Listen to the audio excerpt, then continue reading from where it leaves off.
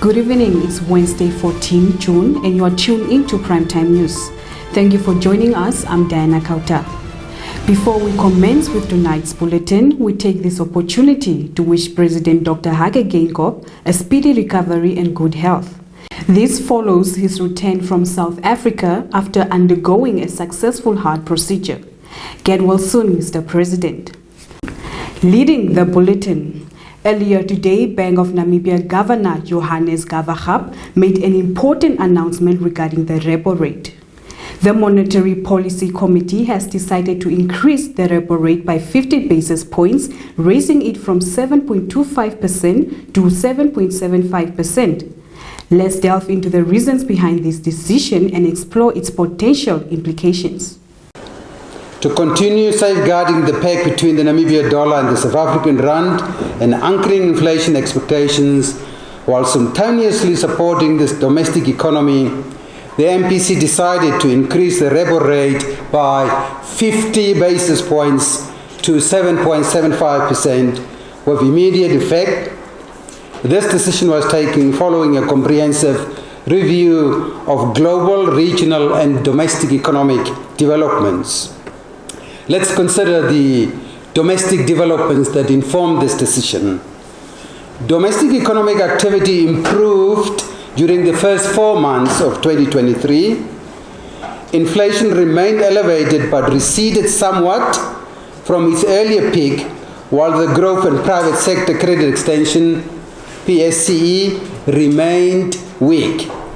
The merchandise trade deficit narrowed and the stock of international reserves remained sufficient to support the currency peg and meet the country's international financial obligations. Inflation in Namibia remained elevated relative to the previous MPC meeting. Namibia's average inflation rate rose to 6.8% during the first 5 months of 2023, compared to the 4.9% during the corresponding period in 2022. Moving on, Deputy Statistician General of the Namibian Statistics Agency, Otile Swazi, earlier today revealed the dates for the highly anticipated 2023 population and housing census. The census is scheduled to take place from 23 September to the 6th October 2023. In February 2023, that we came actually to be sure the census 2023 is going to be undertaken. And then you see the pressure on time. And then also to put together the logistics to be ready for September census. The GRN has, the government of Namibia has committed 706 million to the census. And then the preparation have already started in 2022. We are doing the statistics. We have a framework which guides the statistics data collection. We have the Statistics Act number 9 of 2011. And then we now authorize the Namibia to do census every 10 years. In fact, we have been doing so well for the past years. Census, which we have delayed a little bit. That's why I'm happy today, at least we get resources to do the census. Even though we are delayed with 2 years, we are still within the framework because we have what we call a population housing census round. We are still within that round when we are to undertake the census until 2024, if I'm not mistaken. In a progressive move towards achieving universal health coverage, the Ministry of Health and Social Services has adopted a fresh strategy to enhance the capabilities and training of communities' health workers. This approach aims to empower them to deliver a comprehensive range of health services at the community level.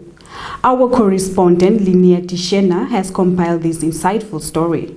Speaking at a recent media conference in the capital, Ministry of Health and Social Services Executive Director Ben Nangombe explained the ministry is currently working on a roadmap of capacitating health workers with a holistic approach to a range of healthcare services that would enable the provision of healthcare beyond health facilities, irrespective of the distance between facilities and communities. The World Health Organization describes universal health coverage as all people having access to the health services they need without financial hardship. Namibia has been implementing a community health workers program since 2012 with over 1,600 community health workers. Nangombe further explained the ministry is having challenges of resources due to budgetary constraints of recruiting more community health workers to meet the desired results of universal health coverage. In a significant address, Chairperson of the National Council, Lucas Muha, has underscored the necessity of crafting a legislation that remains pertinent in the face of ongoing changes within the local and global financial market. He emphasized the urgency for members of parliament to act swiftly in order to comply with and surpass the challenges posed by the politics of the global monetary system. This interdependency has advantages and disadvantages. For example, businesses and individuals in one country can buy and sell or exchange currency in another country by just a click of a button. This is a signal that the global financial markets are more integrated than ever before.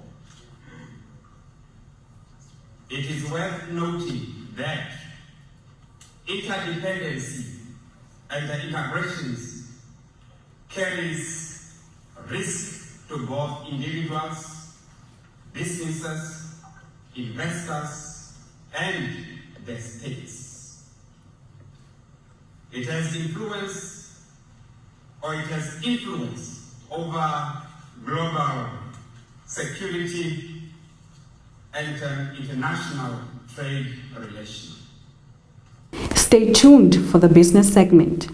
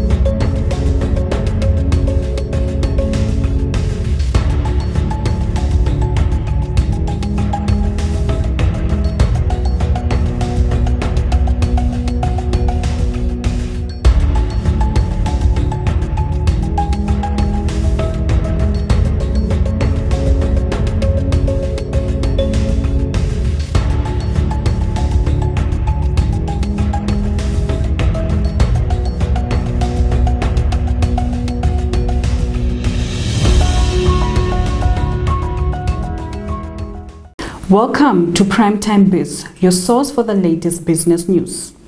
The United Nations Environment Finance Initiatives commenced earlier today in the capital.